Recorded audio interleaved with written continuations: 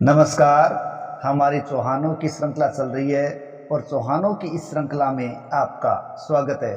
चौहानों की इस श्रृंखला के अंदर पिछले पार्ट में हमने चौहान शासक पृथ्वीराज प्रथम के समय तक के इतिहास की जानकारी प्राप्त की। आज देखते हैं उससे आगे के इतिहास में सबसे पहले यशस्वी शासक अजयराज के बारे में, जिसने चौहान वंश को एक उच्च शिखर की ओर अग्रसर करने का कार्य किया था। देखिए, पृथ्वीराज प्रथम के पश्चात उसका पुत्र अजयराज शासक बना था। अजयराज चौहान है, वो एक बड़ा ही अच्छा शासक चौहान साम्राज्य के अंदर माना गया, जिसका विवाह है सोमला देवी के साथ हुआ था। और अजयराज और सोमला देवी का पुत्र हुआ था अर्णोराज, जो बाद में इनका उत्तराधिकारी बना था। अजयराज ने संभवतः 1110 ईस्वी से लेकर 1135 ईस्वी तक शासन किया था और ये शाकंभरी के चौहान वंश में एक प्रमुख राजपूत राजा के रूप में अपने आप को स्थापित कर पाया था। इसने सपाद लक्ष्य पर शासन किया। इसके राज्य में उत्तर पश्चिम भारत के वर्तमान राजस्थान के कुछ हिस्से शामिल थे।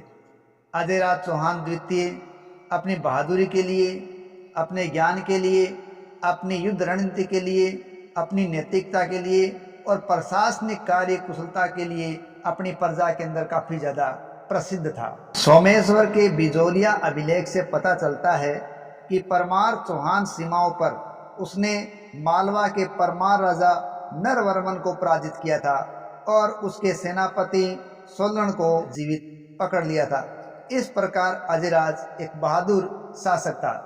पृथ्वीराज विजय के अनुसार पता चलता है कि सिंहासन पर बैठने के तुरंत बाद ही अजयराज को शहाबुद्दीन के रूप में हमले का सामना करना पड़ा और यह हमला नागौर का प्रथम संघर्ष था। नागौर के इस संघर्ष के तुरंत बाद ही उसे गजनी के मुस्लिमों के आक्रमण का भी सामना करना पड़ा था और अजयराज ने उनको सफलतापूर्वक खदेड़ दिया था। प्रबंध कोश से पता चलता है कि अजयराज ने शहाबुद्दीन है उसको हरा दिया था। ऐतिहासिक विवरणों से पता चलता है कि नागौर अजयराज के साम्राज्य का ही एक हिस्सा था, जिस पर तुर्कों की नजर थी। बैराम शाह ने अपने सेनापति शहाबुद्दीन को अपनी सेना के साथ नागौर पर आक्रमण करने के लिए भेजा और ऐसा बताया जाता है कि शहाबुद्दीन जो सेना लेकर आया था उस सेना की संख्या लाखों में थी और उस सेना के साथ उसने नागौर पर हमला कर दिया था। इधर अजयराज ने भी अपनी सेना के साथ नागौर की सीमा की घेराबंदी शुरू कर दी और गजनी के शासक सेनापति शहाबुद्दीन चौहान ने सम्राट अजयराज को बैराम शाह की अधीनता स्वीकार करने के लिए कहा था और चेतावनी दी थी कि ऐसा नहीं होगा तो चौहान सत्ता को मिट्टी में मिला दिया जाएगा। लेकिन चौहान के शाही खजाने की राशि मुआवजे के रूप में गजनी के शासक ने मांगी थी। ये चीज अजयराज के लिए स्वीकार करने के लायक नहीं थी और अजयराज ने एक क्षत्रिय की भांति समर्पण की बजाय संघर्ष का रास्ता चुना और उसने नागौर का ये संघर्ष किया। अजयराज ने एक कुशल सेनापति की तरह काम किया और अपनी युद्ध नीति, रणनीति और व्यूह रचना से एक घोड़े की नाल के आकार का उसने एक तरीका ईजाद किया और दुश्मन सेना का सफाया करने के लिए अपने आप युद्ध नीति को उसने बड़ी ही मजबूत तरीके से तैयार कर दिया था।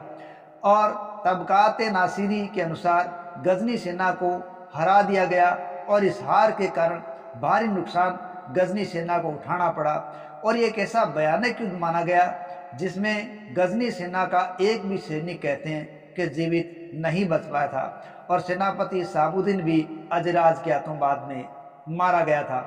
जबकि पृथ्वीराज विजय की बात माने तो अजयराज ने कहते हैं गजनी की सेना को 3 बार पराजित कर दिया था। हालांकि ये वर्णन अतिरंजित हो सकता है। गजनवी के साथ दूसरा युद्ध भी हुआ था। तबकात नासिरी और तारीख फरिश्ता की माने तो उनके अनुसार सुल्तान बैराम शाह ने 1112 ईस्वी में मोहम्मद बहलीम को अपने भारतीय क्षेत्रों का राज्यपाल नियुक्त कर दिया था। उसने नागौर पर आक्रमण करते हुए अपने सैनिकों को घरों को लूटने और मंदिरों को जलाने का आदेश दे दिया था। अजयराज चौहान ने बैराम शाह के गजनवी के गवर्नर मोहम्मद बहलीम और सालार हुसैन के खिलाफ एक बड़ी लड़ाई लड़ी थी। पृथ्वीराज विजय में कहा गया है कि अजयराज चौहान ने गजनवी के सुल्तान को हरा दिया था और तुर्क और राजपूतों के बीच की जो लड़ाई थी, उस लड़ाई में गजनी गवर्नर बहलीम अजयराज द्वितीय के हाथों पराजित हुआ और मारा गया। गजनवी गवर्नर बहलीम पर अजयराज चौहान की जीत बहलीम द्वारा नागौर में किए गए आक्रमण और अत्याचार का एक बदला था। बहलीम के मरने के बाद अजयराज द्वितीय की लड़ाई बैराम शाह के दूसरे गवर्नर सालार हुसैन से बाद में हुई थी। इतिहास के स्रोत बताते हैं कि अजयराज द्वितीय ने वैदिक धर्म और गजनी आक्रमणकारियों के बीच रक्षा दीवार की भूमिका निभाई थी। उसने गजनवी सेनापतियों के साथ कई संघर्ष किए थे और उनको अपने क्षेत्र से बाहर निकालने में हर बार वो कामयाब भी हुआ था। मोहम्मद बहलीम की मृत्यु के बाद बैराम शाह ने सालार हुसैन को अपने भारतीय क्षेत्रों का राज्यपाल बनाया, जो कि बड़ी मात्रा में ऊंट और पैदल सेना लेकर चौहान के क्षेत्रों पर आक्रमण के लिए आया।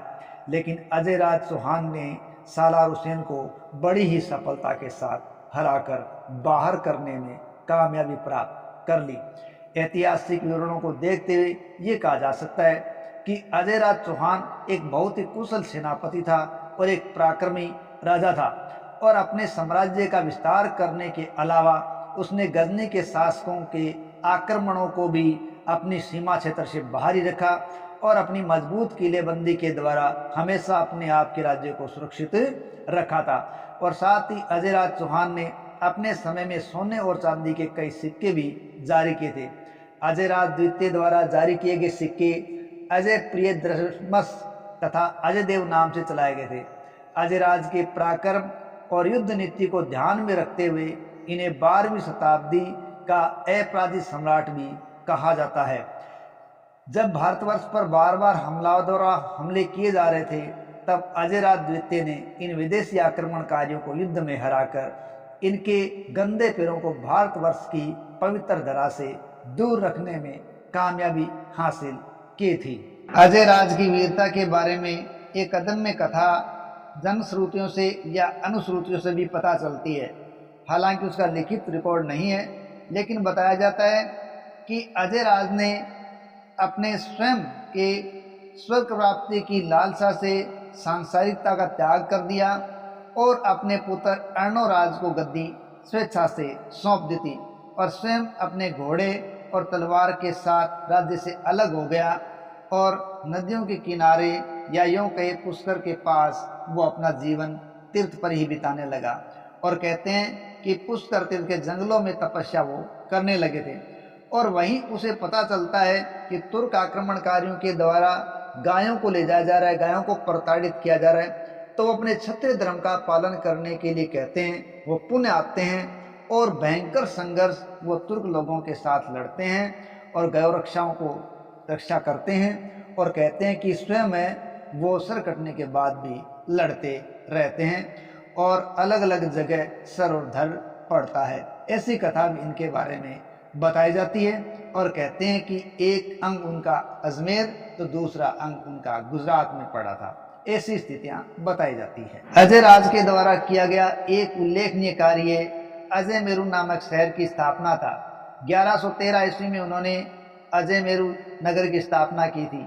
12वीं शताब्दी में राजा अजयराज चौहान द्वारा ही ये महत्वपूर्ण नगर बसाया गया था, जो उस समय एक महत्वपूर्ण नगर के रूप में अपने आप को प्रस्तुत कर रखा था। जयानक ने तो अजमेर की प्रशंसा करते हुए यहाँ तक लिखा है कि वह काव्य धन्य नहीं है जिसमें उस नगर का वर्णन नहीं हो। इस प्रकार उसने अजमेर को बड़ा ही सम्मानजनक स्वरूप प्रदान किया है। 1113 ईस्वी के पास अजयमेरू की स्थापना मानी गई है।